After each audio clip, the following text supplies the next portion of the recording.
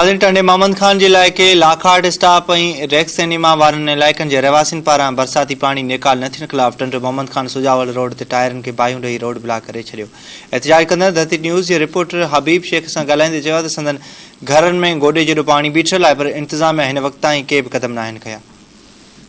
असांजे रस्तो ड्रेनेज तव्हां ॾिसी वठो त 3 चकर 4 चकर मंज़ूर थिया आहिनि। हीअ रोड अञा ताईं ठहनि कोन था, नथा ठहनि त न ई ठहनि, पाणी त कढे ॾियो असांखे। असांजो कारोबार लखनि जो किरोड़नि जो, हिते वापारी सभु असीं फाइलर आहियूं, सभु जेको आहे कस्टम पेड आहियूं असांजा कारोबार बंदि लॻा पिया आहिनि। असीं हिते वेठा आहियूं रोडनि ते, हू पाणी 3 फुट पाणी बीठो आहे असांजे रस्तनि ते।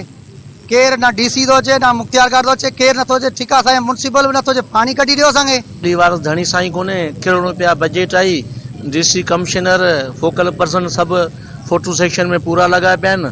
असां हिन मार्केट में 3 ॾींहं खां वठी वेही कोन था सघूं। सॼी मार्केट शोर मार्केट बंदि आहे, दुकाननि में पाणी आहे, न मोटर आहे, न को टंडे मोहम्मद खान म्यूनिसिपल जो अमलदार थो अचे।